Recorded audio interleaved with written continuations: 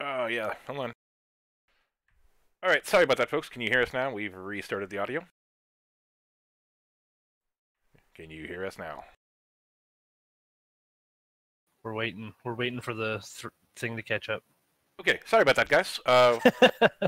We've made Chris practice what he's about to say, so we'll kick that off again. Why don't you tell us a little about who you are and what you do with OWI and why OWI exists? You guys can just dub. You can redub that first part with titles later, and just make me say whatever you want. It's totally fine. Yeah, this is our new office behind us. So we just moved into the OWI World Headquarters. The start of world domination. We'll begin here, probably end here too. So my name is Irontaxi. First real name is Chris. A lot of my guys are in chat here. I worked on Project Reality for a few years as a mapper, and then as a lead mapper for a number of years. And my total commitment was something like 6-7 years or something of that nature. Before coming over to Squad, me and Will were, I guess, the first. Will Merlin was actually the first guy who wanted to redo the Project Reality image spiritually, I guess is the best way to describe it, and approached me, and I started the project with him, and that was after doing Project Reality 2.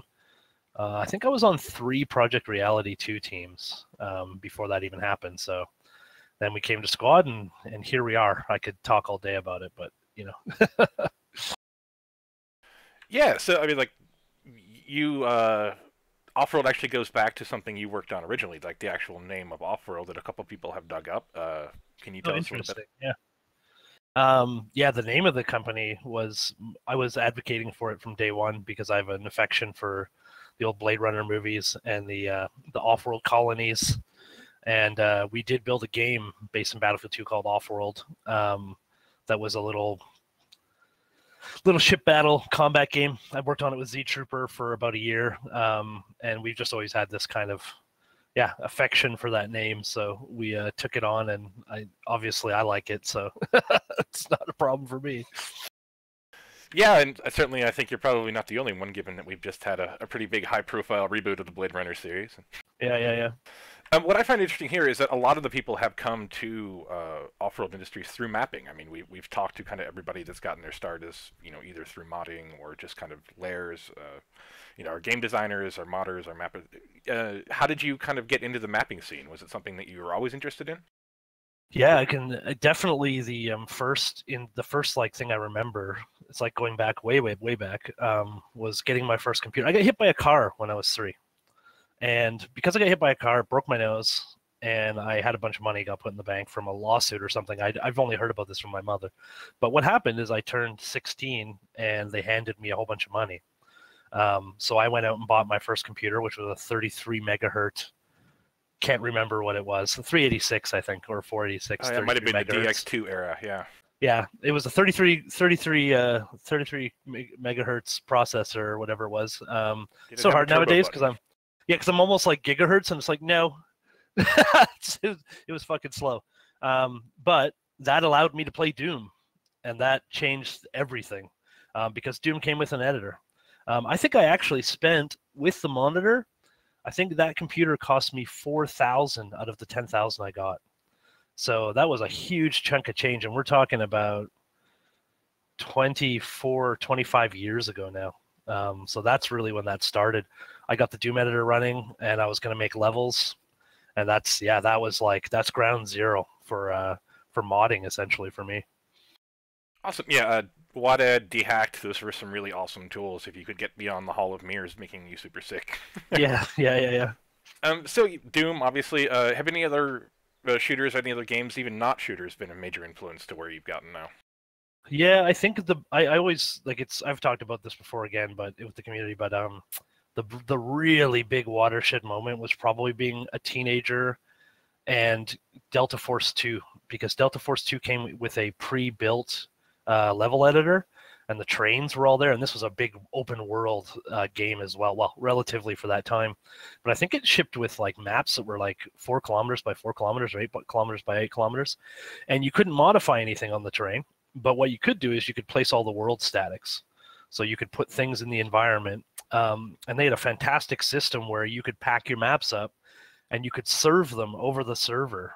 So every Friday evening, because I was a big loser when I was like 13, 14 or whatever it was. No, actually, I must have been 16. That's funny. I was doing all that, and I still had girlfriends in high school. That's kind of funny. But I would pack all this They just stuff wanted up. you for the money. No, I was just like, I'm thinking that through, and I was like, how did I pull that off? Because I was spending a lot of hours building mods for Delta Force 2. But anyhow, you could start up a server by yourself locally at home, and 8 people could connect, and they could just get your maps every Friday. So I had a server I ran for probably a year or more, where every Friday I would have this group trying to get in my server and play these new maps I'd made. So that was kind of the rock star side of the addiction of being quote unquote famous to 8 people when I was 16 years old that weren't people in my neighborhood or my family, you know. So it was pretty neat. Yeah, that was always one of the things about the early gaming world, is it really was a small world where you might only know 8 people, but Yeah. people were super excited. Again, that was a significant amount of people that were playing the game. So, Yeah, we'd probably have to dig pretty far, but I bet you there's some people in this chat and in our age group, I suppose, that would have played BBS games like Trade Wars. oh yeah, Trade Wars, Legend of the Red Dragon. Yeah, Usurper, and you only got yeah. a certain amount of moves every day, and you'd run like 5 games simultaneously, and then just do all your moves. And you'd have to, and if somebody in the house picked up the phone, they would disconnect you, and you'd go rage at your mom. I'd run upstairs and be like, "Mom, why did you pick up the phone?" The good old days. Yeah, my first ISP was a bunch of Zappa heads that thought 300 hours was virtually unlimited, and we're always amazed when every month I, on a 28.8 modem was able to go over 300 hours. So, Quite funny.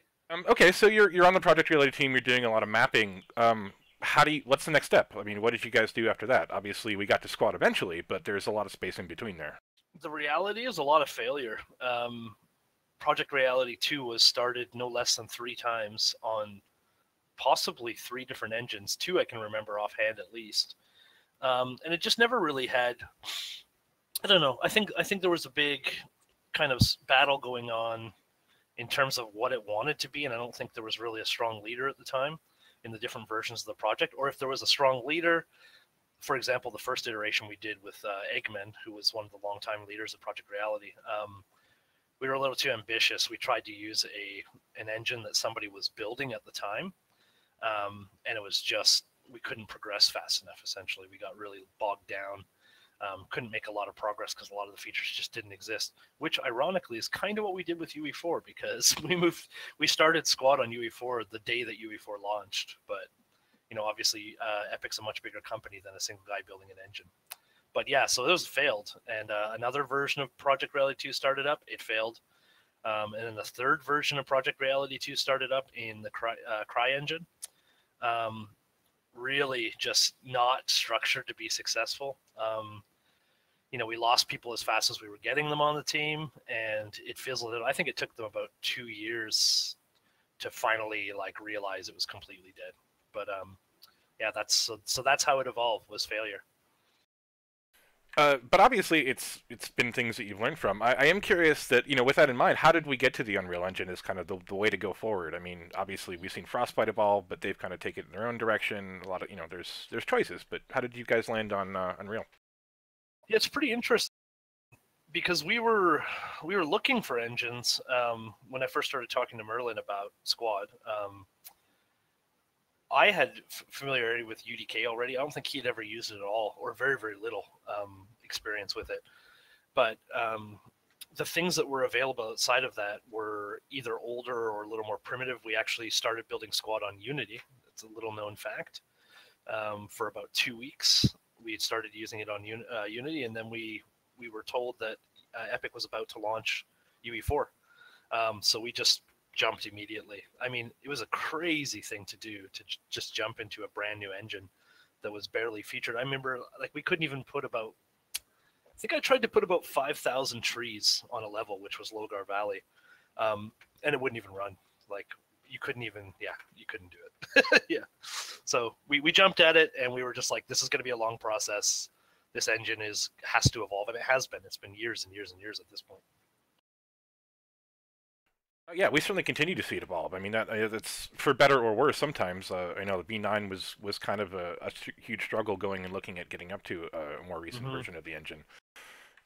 We did have a question from Uzgu in chat. What made the difference for Squad and OWI as opposed to the early kind of Project Reality 2.0, thing? Yeah, it's funny how often I have this conversation. I had it again yesterday with somebody else just in the business and in the industry. The number one thing, well, I mean, one of the portions was the failure. The failure was a big motivator. When we decided to do Squad, two key events happened. One was all the failures from Project Reality 2. Right out of the gate, I said to Merlin, look, we've got a year. If we don't have something running, functional, and people can play, actually play was one of the conditions. In a year, it's over. We cut it, it's gone. We don't even bother. The second thing was we got a very motivating and very nasty letter from a former developer that we had worked with in Project Reality, who I will not mention his name, which detailed all the reasons we were going to fail. And if anybody knows me, that was the best fuel I ever got in my entire life. I was like, hey, thanks, man. You just lit the rocket. Now I can't fail. So it was something we literally held up as, something we had to rail against, or something we had to pour our energy into not becoming. And it's funny to say, but that negativity was actually a massive motivator for the first year. Yeah, and I think it's almost, as much as it's a negative, it almost lays out exactly what you need to do not to fail. So, like, yeah, as like, here, take this. Okay, you've planned my success for me. Thank you so much. Yeah, and I can say in retrospect, a couple of the points were correct. A couple of the things that letter pointed out were things that had a lot of thought to them and were correct. But I think the message was delivered in a highly inappropriate manner, essentially, and a lot of it was absolutely wrong. A lot of it was focused around the fact that you can't take modders and make a game, and that was just never going to happen. It wasn't like you might be successful. It was like, no, you're going to fail. Like there's 0% chance that'll work. So obviously we were like, no, we're going to make it work, and we did. Like a lot of our guys come from a modding background, so. Yeah, and that's a good point, is that, like, that sort of response really does depend on a group of people. You have to have that mentality of, like, well, I'm going to sacrifice everything to spite this person now, which maybe not the healthiest, but it does take, you have to be able to take that criticism and look at it for what it is and not just, like... Yeah, of course, yeah. I'm being a little bit dramatic when I say... Oh, yeah. Yeah, but I mean, it was definitely a motivator. I am somebody who, I grew up quite poor for a Canadian and a young man. Big family, not much money, struggling to pay rent kind of thing, ever. For years, I lived in that. So self-motivation is literally what has brought me to where I am today. So it wasn't any struggle for me to be motivated, but it was awfully nice for somebody to point out the places we were going to fail, as you suggested. Yeah, you can basically prepare for the failure points, which is perfect. Yeah. You've talked about how that question kind of comes up in a professional setting a lot, and something that a lot of people have wanted to know is, do we go to trade shows? I mean, we don't necessarily present at trade shows, but I think you have a pretty good insight into how we do approach those. Yeah, I've worked on the marketing side of Squad since day one, pretty much. I come from more of a business and entrepreneurship background. We did some trade shows, and I think we found that the input of energy for an indie team, we're kind of a middle-sized indie team as well. So, for us to go to a trade show and put on a quote-unquote small booth wouldn't really be worth us even doing, because it wouldn't have the impact, which means we need to become a big booth. For us to become a big booth, we're talking anywhere from $40,000 to $100,000 of investment for a single show, maybe including a booth. And then you say to yourself, well, I've just invested all this money, now I need to go to more shows because I have this $40,000, $50,000, $60,000 booth. I would suspect that the Nintendo booths at E3 last year would have been, they might have spent millions there, millions of dollars. So we're really in this kind of cusp where we really aren't big enough to be effective, and we're also too big to have it be worthwhile to go to an indie scene. But yeah, that's kind of how we see it right now. Yeah, especially with things like PAX, where there are so many conventions now that you basically become a traveling roadshow. Like, you have to have a dedicated team to that, and we're still at the point where we want everybody to be building a game too. So yeah, exactly. Yeah.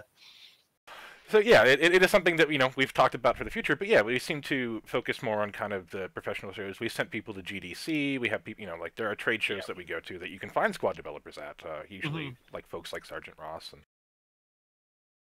Yeah, I think again we just I think we've found that it's more valuable as the size that we are, that putting that money into Facebook ads or whatever it may be, our marketing activities is much more productive in terms of shipping units, which is ultimately what we're trying to do to keep the business going. Yeah, and there is that contrast where like you go to PAX, you have an indie mega booth where it is really good for recognition if you're a small team, but then you get bunched up against the Blizzard booth and you're kind of like, well, we're in the shadow now. So yeah, you do have to kind of bring it, but yeah, it is it's a weird world, and it's something that you can probably expect to see Squad there eventually, but right now we've been kind of kept a slower, or a low key role, lower profile, yeah. Yeah, speaking of the future and looking toward the future, there's a couple questions here. One from Aragorn, which kind of plays to the next one after that. But speaking of UE4, which new possible features in the engine are you excited about? And I do want to clarify that there was just a version, I think, 4.2 preview released yesterday. Yep. It has not been released yet. We are looking at it. Yep. It's got some cool features, and I'll just kick that off onto Chris. Yeah, that's the kind of, I mean, obviously anything, all of the improvements that come with Fortnite. I don't think we've never been happier than when Epic actually started building Fortnite in a serious manner. Like they're over a 200-man studio now. And I think we've lost a bit of connection with Epic Games in the last 6 months or so, i.e. they're not nearly as engaged with their partners because of Fortnite being so busy. But we're seeing what they're doing. They're doing a lot of things that we could have never persuaded them to do in the past, and it's now out of necessity. So we are finally seeing a lot of this stuff trickle into the engine, which long term is going to be amazing. Like I think my fear level with the engine has actually gone down quite significantly in the last year, to the point where I'm fairly confident, especially on the networking and server side. Just seeing what they're doing now is, I mean, it's apples and oranges from what they were doing a year ago. It's not even comparable. So hopefully we inherit all that stuff, and it benefits everybody in the squad community and Postscriptum community as well. Yeah, it's certainly like the quality of work they've been putting out does seem to have jumped up a lot, with a lot more stability, and like we don't have so many of those undocumented toggle switches anymore, and we've definitely seen them ramp up, and there's hell of a lot more focus too. Like it's super focused and very production oriented, which is a change because we saw a year of improvements focused almost exclusively on VR interaction, which actually served a pretty small audience ultimately. So, I'm not one of the people who was giving them shit online about that, but at the same time, in the back of my mind, I was like, this is probably not the best use of their time for all of their customers and clients, which we are. Yeah, as somebody mentioned the replay system. That is one of the features that we've been kind of eyeing up to. We would really love to have that replay system in there, and certainly the Paragon assets and things that have come out have been really amazing. Epic has been very kind to release literally millions of dollars worth of assets to the world. That absolutely check them out. They have more coming. It's totally worth getting into the Unreal SDK just to poke at some of that stuff. It's really cool. To follow up to that question, let's see. Damaged, with a lot of numbers in their name. 2 parts. Where do you see the future of Squad being, and are there any plans for what comes after Squad? Yeah, I think there's. Well, I mean, I can just be as from my point of view as kind of more business and marketing. I can tell you guys that Squad is doing very well. It's a very healthy from a business point of view. Revenue has actually only increased year over year, which has blown our minds. We sell more units and get more people on an average day now than we ever have. That obviously has,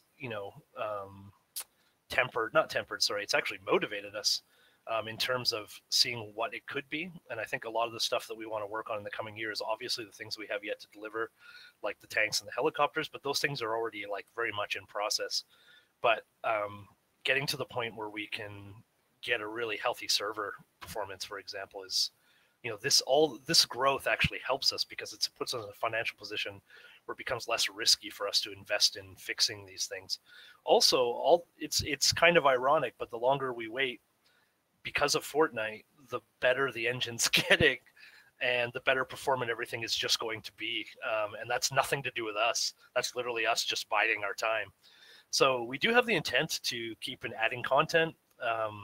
We have some secret projects going, which you guys will not get any leaks out of me about, that will extend the longevity of Squad, and make it actually kind of something we weren't sure if we'd ever be able to do, which is, a bigger content base, more stuff, quote unquote. And just see it growing. I mean, I'd be super happy if people were playing it in 10 years. That would be like a dream. Yeah, and I think everybody on the team is already thinking at least a year or two down the road of things they would love to have in and work on. And so everybody on the team is dedicated to supporting Squad for a long time, even if it meant going to modding on their spare time. Like, that's just how passionate a lot of our team is. Yeah. And we pull people from the modding community to help with that too. That is kind of I don't know if that's something that, I assume you have a driving philosophy behind that, where we do hire from the community a lot. Yeah, definitely. I would say me in particular, I think I'm, like I said, an entrepreneurship background, but I've always worked with students a lot. I've always had this belief that, taking somebody with a blank slate, or like a good skill set and motivation and all that stuff, and some talent is good, but really it's work ethic. And the one thing we see, or we always keep our eye on, is like who in the community is just killing it and being consistent and consistently delivering, what they intend to deliver. Recently we hired Zeno from the modding Discord to come on the mapping team and start training with me. And that guy worked for years. He literally put years in. There he is. He got a little hard in chat. He put years in to be, and he wasn't asking for anything. He wasn't expecting anything at all, except for the I guess the joy he got out of having that hobby. But we were paying attention for sure. Like we were really paying attention. And now, because of the success and everybody has worked together on Squad and made it successful, we can do these kinds of things where I had a space and he was the person I wanted to go in there. So I approached him and he was like, "When can I start?" No, he didn't say that, but we talked a little bit about negotiated his salary. I gave him an extra $2 an hour, and he was like, that sounds great." Oh, he's getting $2.50 an hour? $2.50 an hour! We also have a Chance Bro in here who has stayed up very late to join us. He's deep in Australian land. We're not sure if he's actually cognizant of reality anymore, but coherent, yeah. That's normal for Chance, so that's fine. Kind of going back, there was another question I think Uzgu had. What's your current role with OWI? I mean, you've worn a lot of hats. You still wear a lot of hats, but yeah, that's a really good question. It's a really good question because it's hard to define. I think it's always evolved. Like I said, when we first started up, it was just, I think it was maybe me, Will, Z Trooper, Ghost Dance, and literally like one or two other people. So at that time, obviously, we all did everything. We did whatever was necessary to make anything go forward. Then for me, it evolved more into marketing assistance, working with Literalis, who's since moved on. But I worked with him for a lot on marketing. Then I was also the lead mapper during all this time. Originally, I was the only mapper, and then I was the lead mapper. Had to get somebody to lead. Then business and development was the last couple of years. I was a director for a while. I was kind of the acting CEO for the first 2 years. And then I moved back into being the lead mapper in the last year, and modding actually, and helping run modding. And this following year, right now, the plan is to move much more into publishing and business and marketing and that kind of division. Now that we're going to grow a bit more and we know that that's pretty cemented, we know where we're going. I'm going to do what is actually my skill set professionally, which is go back into marketing, publishing, and all this kind of stuff. For example, Postscriptum. They're kind of our poster child at the moment for that project, I guess. Yeah, which is a really good point to segue into. That a lot of people are playing Postscriptum, don't necessarily know what Squad is, and a lot of people don't necessarily know that Squad is involved with Postscriptum or are confused with how that works. Can you tell us kind of how we got involved with Postscriptum, or how they came to us, and kind of elaborate their history? Yeah, it's interesting because I was talking with Brizo about this yesterday, who is the lead from Postscriptum. Our stories don't even line up. I think I have a very different memory than Brizo has. And And I think that's quite natural. I think my job was to do a bunch of different things at that time when we first started talking to them. So I was aware of them. We hadn't really planted seeds for them doing their standalone, but I think it was ultimately, I think it was always what was in the back of their mind initially. And I wasn't really on that page at that point at that time. But when we did sit down and talk at some point, when, the biggest thing for me is I like to see a little progress, like, out of these teams or these mappers or whoever it is that we're interested in partnering with. And that's one thing those guys were doing. Like, they were absolutely ripping through what they meant to achieve. So I think we sat down at some point during that and had a discussion. And on both sides, it was like, well, is this something that is viable to become more? I was really just seeing the scope was just so big. I was like, this is not just a couple guys throwing together a mod. This is the seeds. These are the seeds that we need to plant for a studio, because these guys are, they're as pro as most of the pros that I ran into in terms of their focus and their intent and their goals and the plan and all that kind of stuff. So I know, it would have been a waste, honestly, to relegate them to the realms of, just having done a mod. Oh yeah, for sure. I mean, just seeing some of the efforts they go to get like photogrammetry data. Well, I'm not even going to try that one again. Getting the World War I uniforms, getting things like turning out, getting vehicle models. They're really paying a lot of attention to detail, and some of that is because they are using what we call off-world core, so they don't have to build the engine, the game, the technology. They can focus on a lot of those things. Yep. And I think it's really showing off. I mean, we have seen some systems that they have done that we absolutely want to have in Squad too, and I think that's indicative of kind of the platform they get to kind of jump start on. So yeah, really looking forward to that. Of course, if you haven't picked up Postscriptum, they're doing another testing weekend this weekend starting in a couple hours, 2.5 or something like that. Totally worth it. If not, check out streams. Running Duck is obviously a good person to poke there. He was broadcasting before. Here we are. We have Postscriptum working on Squad.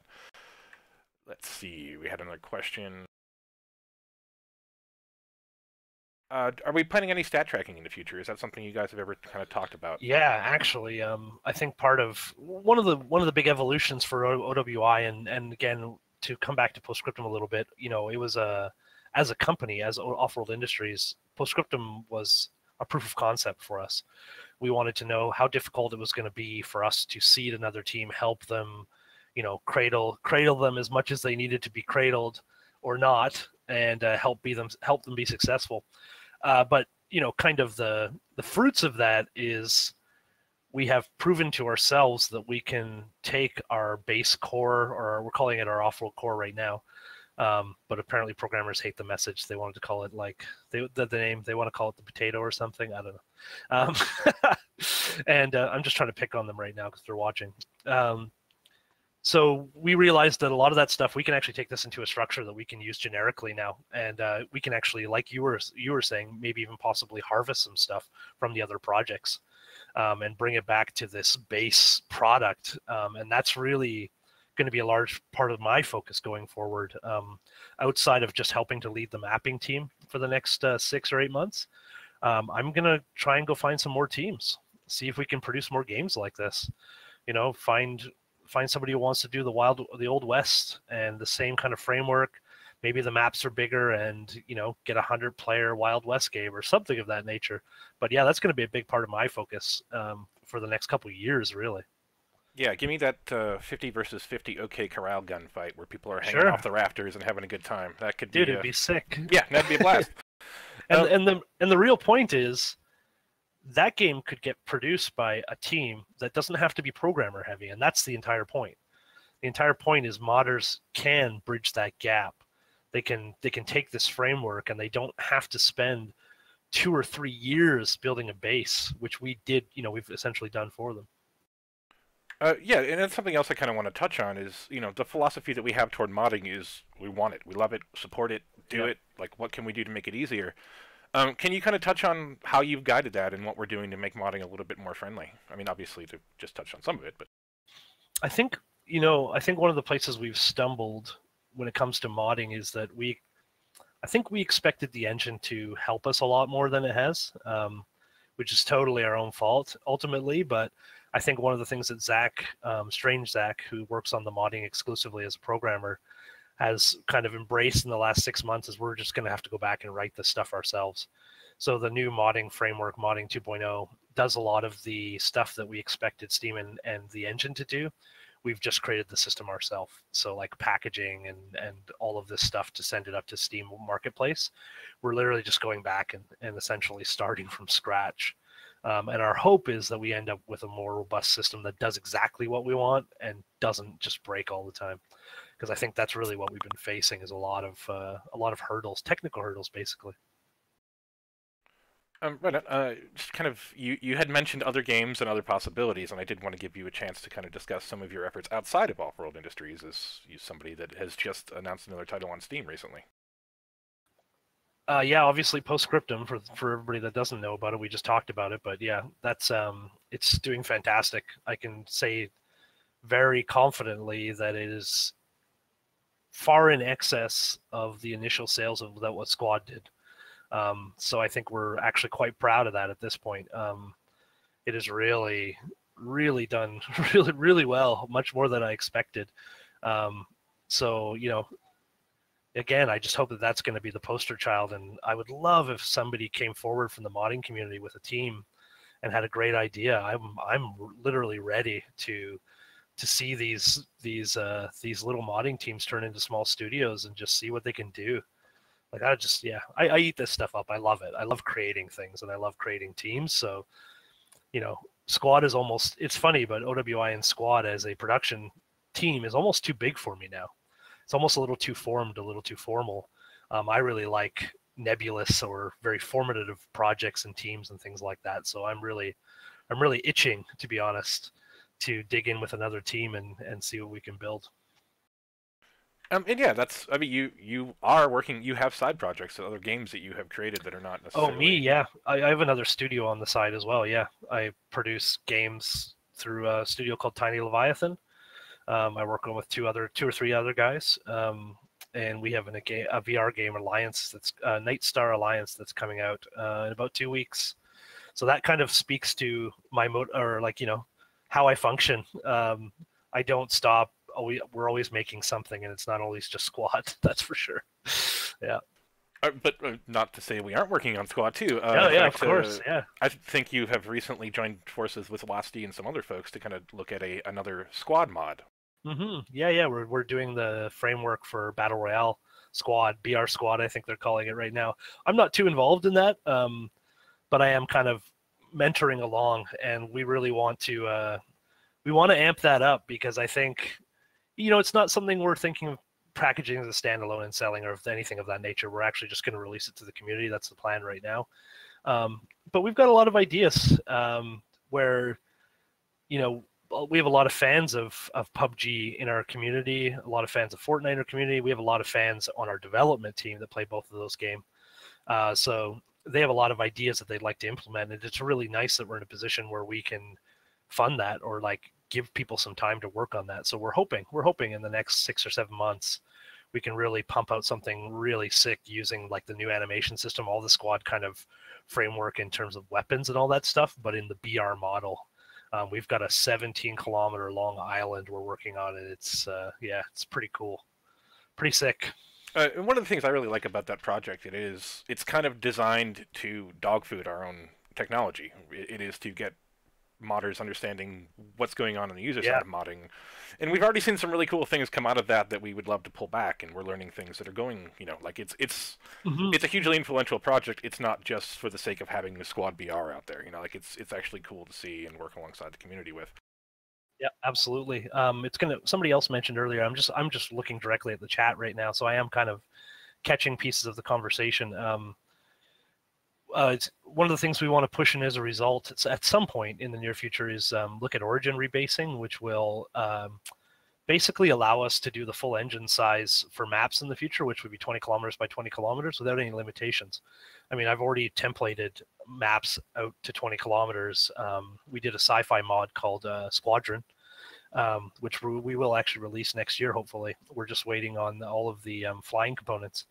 But yeah, we were doing 20-kilometer maps, and it was like nothing. It was totally easy and totally doable. But without World Origin rebasing, it won't. Oh, there's Axton. Yeah, he's bragging now in chat. Without World Origin rebasing, we're going to have a lot of issues with scope jitter.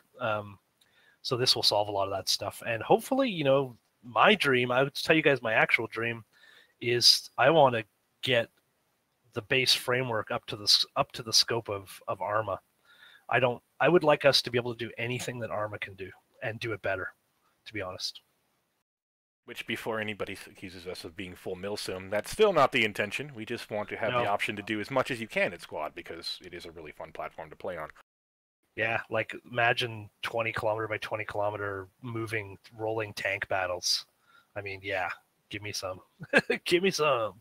Oh, that harkens back, and I mean, it's not necessarily a department, but somebody who was curious about how we're approaching tanks. How powerful are they going to be? Are they going to require multiple squads to take down?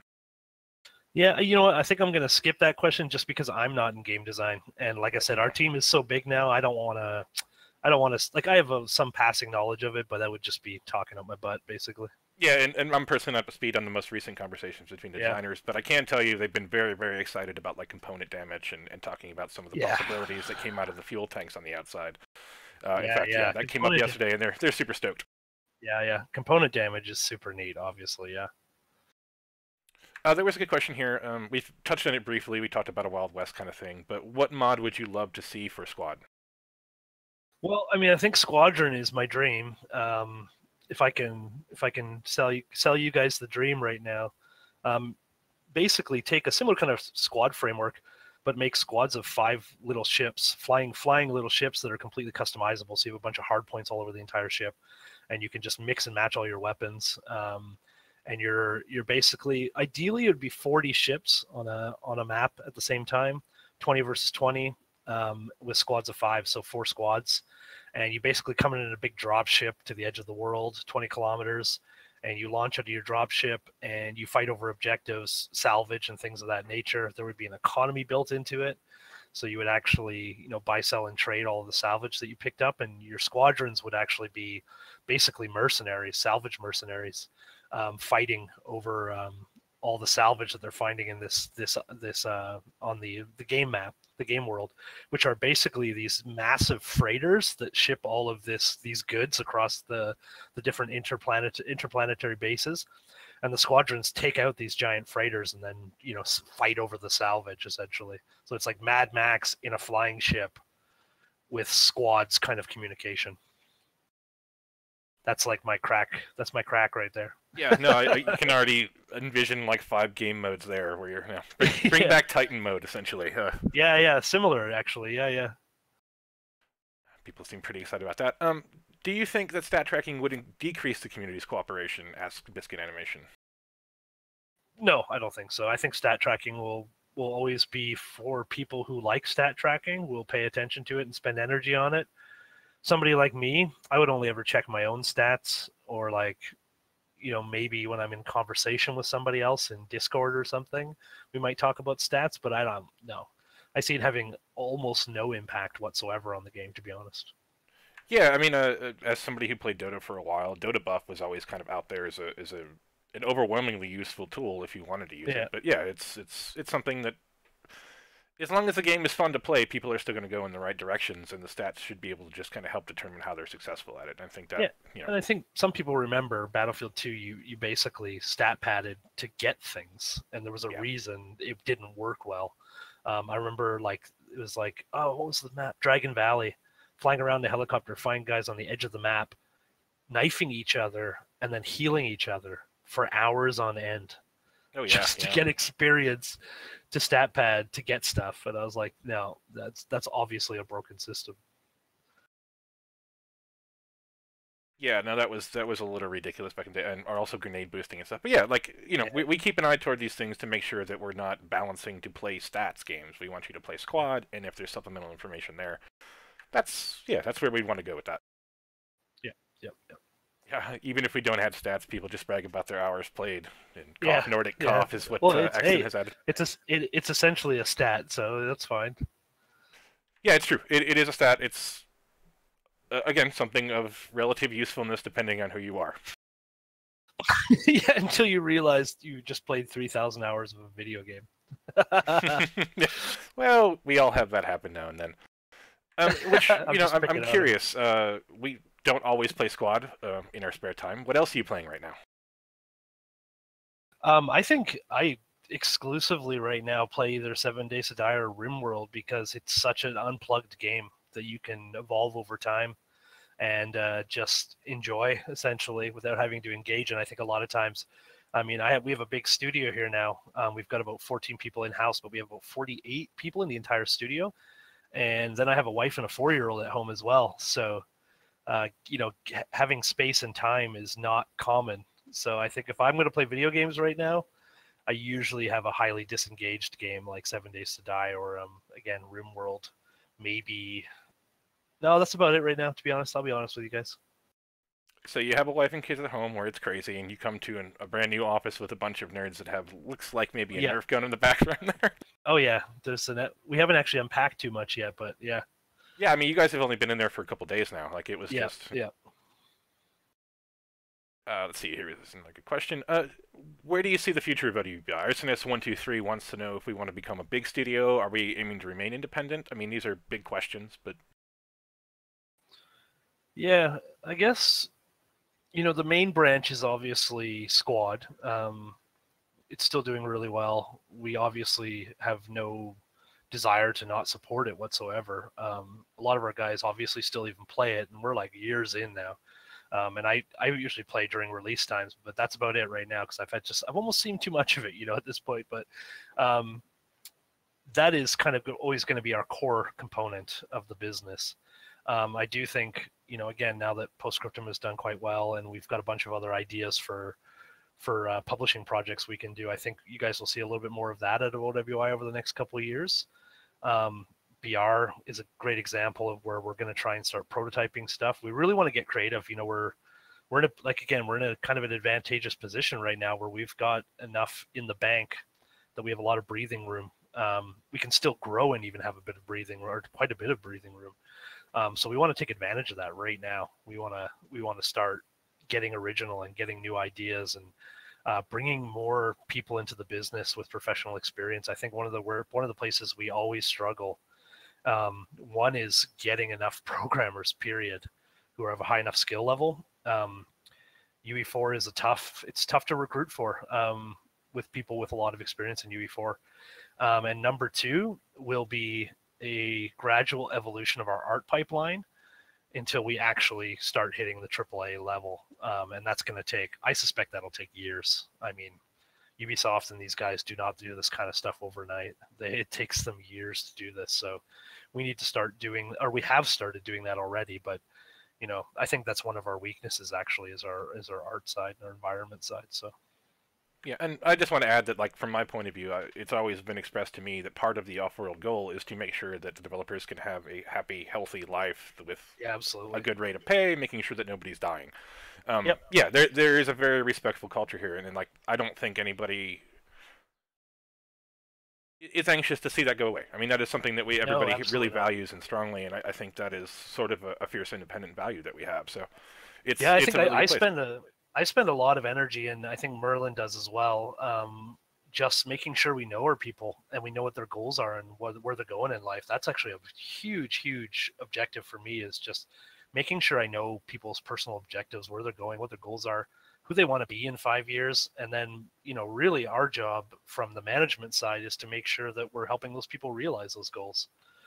For some people it might be getting out of debt, so that's okay. And it's just that's a big thing. Yeah, it's massive. It's massive. If I can help somebody do that, and I've had this experience in this company, actually. It was really great. One of the guys who was on our team was just, university and all that stuff, and came along into the industry with quite a bit of debt. And it took us 2 years of planning and him working hard, and I helped kind of mentored him from a business point of view. And there was a point when he came to me and was able to say, like, hey, totally out of debt. We're free and clear. Me and the wife, we're on our way, kind of thing, or the girlfriend or whatever. So I mean, that stuff's very rewarding and very important, actually, for me. Quite important. Yeah, no, it's certainly safe to say that like when you talk about growing OWI's business, you're talking about growing the company in a way that everybody grows with it and is moving Yeah. forward and learning and developing their skills. Like it is a strong point that everybody here is looking for. Yep, absolutely. Something And I thank you we guys don't, for. yeah, and we don't ever, we talk about this a lot too. We don't ever hire for short term. That's never in our mind. If we're interviewing somebody, we're interviewing them as a partner, as like for a long-term partnership. I'd much rather people grow with us and we grow with them than just hiring somebody for 6-month contract or something. In that note, if you have experience with UE development and would like to be part of the squad development team, reach out with your resume and credentials, and we'll get back to you. Especially in the next year. Yeah, as you may have guessed, we have some projects we'd like to do. So if you're interested in anything we've talked about, let us know. Yep, absolutely. On that note, there's a question from Mr. Squarepeg. Is there going to be an SDK for PostScriptum? Absolutely. Yep. 100%. Full modding support plan for that too? Absolutely. The Awesome. nice thing about the framework is whoever builds on it gets everything we already have, and they push a button and they release their SDK.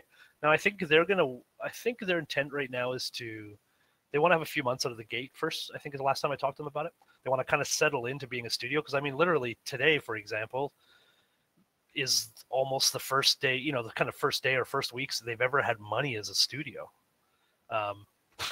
Like it didn't even exist until a couple weeks ago. I think actually, if I share this with you guys, but I think technically they just broke even or very near even in the last few days or a week or something on the entire project. So, that thing's basically already paid for, and PostScriptum is off. They're like a rocket. They're just headed straight up, and it's going to be awesome to watch and see. And yeah, anyhow, super, super cool. But I think, again, they want to settle into that first. I think it's going to be a lot of changes for them, and they're going to settle into it, and then they want to release their SDK and kind of grow their presence a little bit. The one thing is they're planning to stay very small as a studio, so I think again they need to figure this all out essentially, and we're here helping them, of course. But yeah, no, watching them kind of grow and take on the like every week you see them kind of facing a new challenge and just nailing it. Like they are really good at what they do. So it's been fun to kind of play along and hopefully actually play along this weekend. I have most certainly taken some lessons from PostScriptum. They have taught me some things that I didn't know. Brizo is definitely not accepted production limitations and shown so much perseverance to just like make something happen that I was it's been very, very impressive. I'm quite proud of them, actually. Yes, sounds a little bit weird as just like a publisher and a business relationship, but I'm actually quite proud of what they've done. Yeah, no, like I don't have any connection with them whatsoever, but it's still really great to see somebody using the technology and doing something that a lot of studios have tried and haven't been able to do, and it's standing out as one of the best looking World War II games right now. So yeah, it's interesting. I'm so far into it now that I almost can't see it anymore. I've always got like a bit of a this happens when you're in a project too much, and I've been working with Periscope quite a lot, quite intimately recently. Well, actually for quite a few months now. But if I stand back and look at it now, and I'm looking at it in its full scope, I was like, man, you guys nailed this, considering the amount of time it took. And we got to prove a lot of our marketing concepts, which is really nice. This is a whole new customer base, which is really neat. The crossover is obviously there with Squad, but I mean, it's minuscule. It's a small percentile, which is really cool. yeah, no, it was really interesting to see that. Just like, I mean, obviously there's some different mechanics, but the genre has really brought in a whole new audience, and people seem to be very ready for a trip back to World War II, with or without robot hands. And I think if they get their wish, there's just going to be more and more and more of that. We're talking years worth of that. I think their full intent is to go to a couple different theaters of war in the World War II conflict and really reimagine them in the Squad framework, which is funny because it's something that we always dreamed about doing in the background. Like I think it comes up, well, it used to come up, but it came up every 6 months or so, on the Squad team was, man, maybe someday we'll do World War II. Man, maybe someday we'll do World War II. It's like, well, we're not doing it because they're doing it now, but at least we get to be part of that a little bit vicariously. Yeah, and so like, where do you want to go personally with OWI? Where do you want to be in 10 years? I mean, might be too personal for you, but no, there's nothing too personal in that respect. I would like to develop a publishing side of OWI more formally. I would like to see us have a couple sister studios like Periscope Games.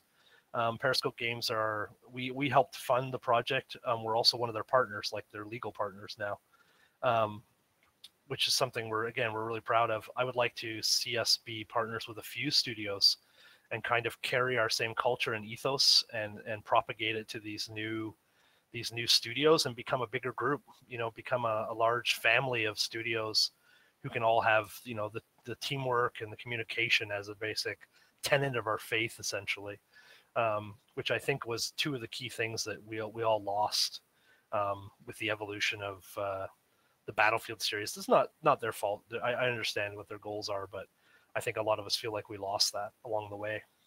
Yeah, no, there are definitely some aspects of Battlefield that we've lost, but they are still making really fabulous games that, like, they ooze personality, especially Battlefield 1. If you like watching people storm points, they're really wonderful games. Yeah. And we would not be here probably if it were not for, well, obviously, Project Reality going back to Battlefield, it's a key component. Like, wouldn't be here for not for them. No, absolutely. It's neat. We've got quite a bit of recognition out of DICE over the years, just because we know some people that know them in the industry now. And one of actually Eamon, who's the old Eggman. He was Eggman in PR.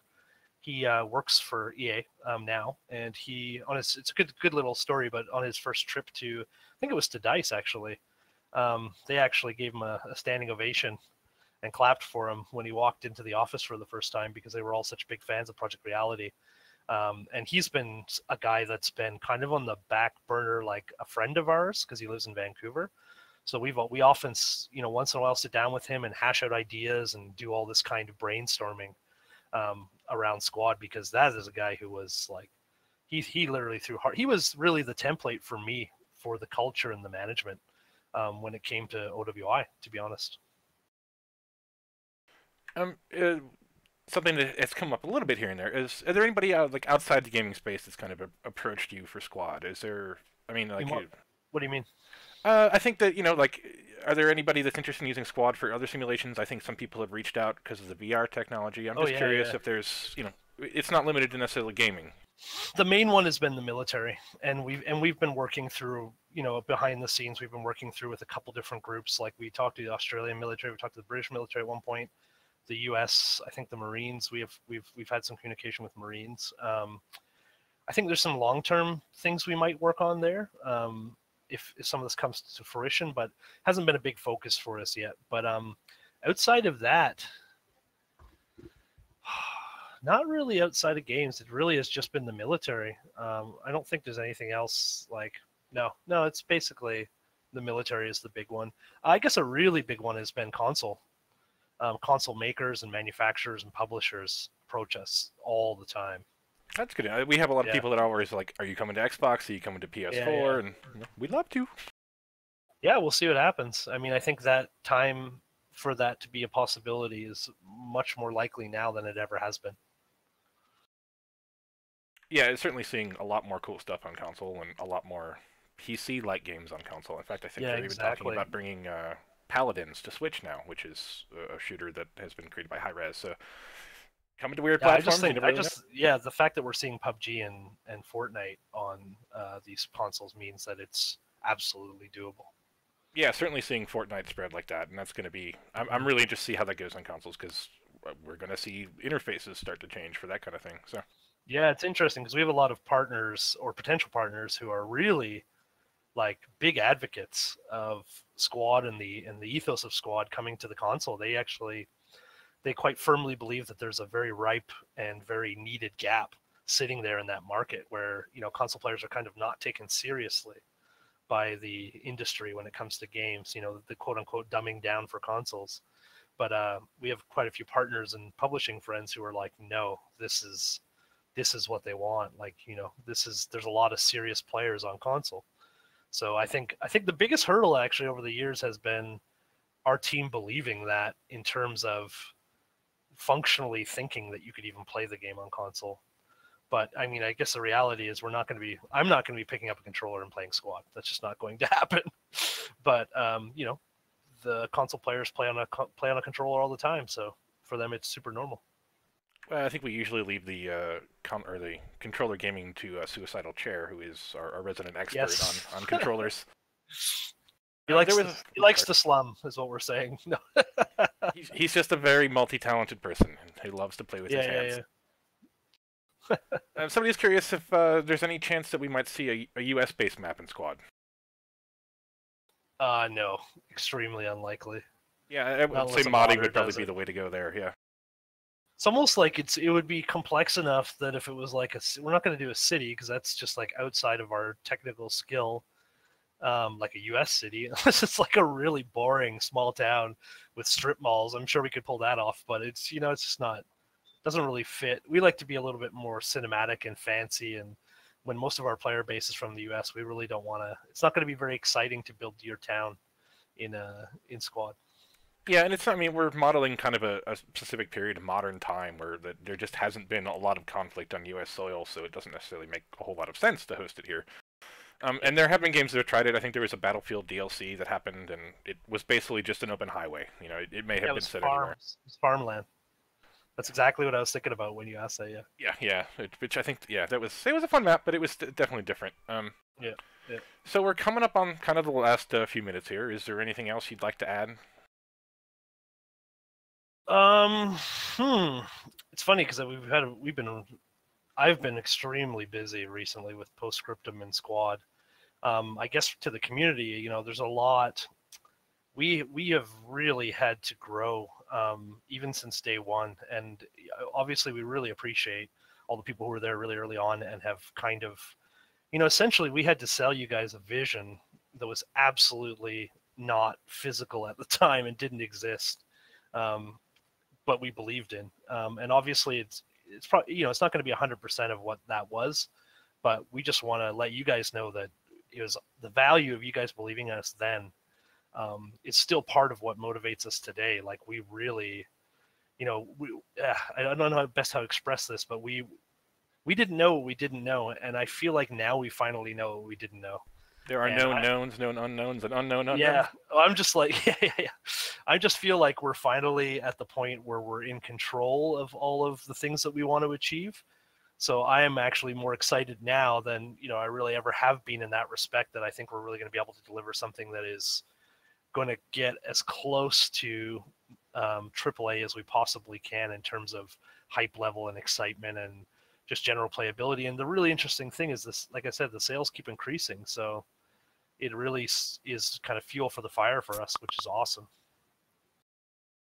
And since you have mentioned the word sale, I'd like to take the opportunity to announce that we're going to be having a free weekend starting, I believe, on 6/21 and running through 6/34. And Squad will also be on sale during that time.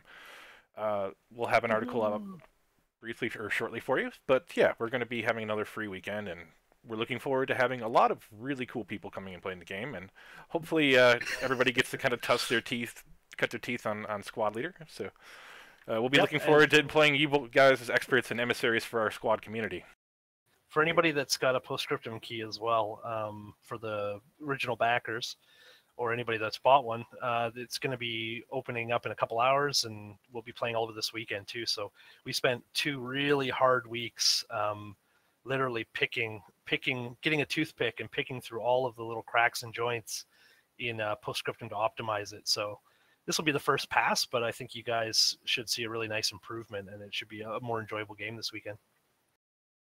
Yep, looking forward to that, and I think everybody will enjoy that, and we wish good luck to you and the Postscriptum team on that, and eventually to us on our free weekend. And thank you very much for coming today. I think it was really cool to have kind of a background insight into Offworld and what goes on, and the fact that you are our idol and leader, fearless leader that has brought us this far. I'm not the leader. well, we wouldn't be here for you, but yeah, no, spiritual leader. There's a lot of really good folks on this team that have a good helm on the studio, and it shows in the fact that we're stable and reliable, and we're expanding and growing, and we want more people to come and join us. Yeah, it's gonna be a fun couple of years, man. It's funny because one thing I didn't mention when you asked me about my long-term goals. My long-term goal is actually to retire in about 9 years. So you guys got me for about 9 years. You guys got me 9 years. My son's going to be 13, and then screw you guys. I'm out of here. Well, we'll set the Google Calendar invite right now for your retirement party. All right. Thank you very much, guys. Thank you, Gatsby. Yep. Thanks for everybody coming today. We'll be doing this again. Look for the archive chat on YouTube shortly, and be sure to join us for this weekend and the free weekend. We'll talk to you later. Cheers, guys.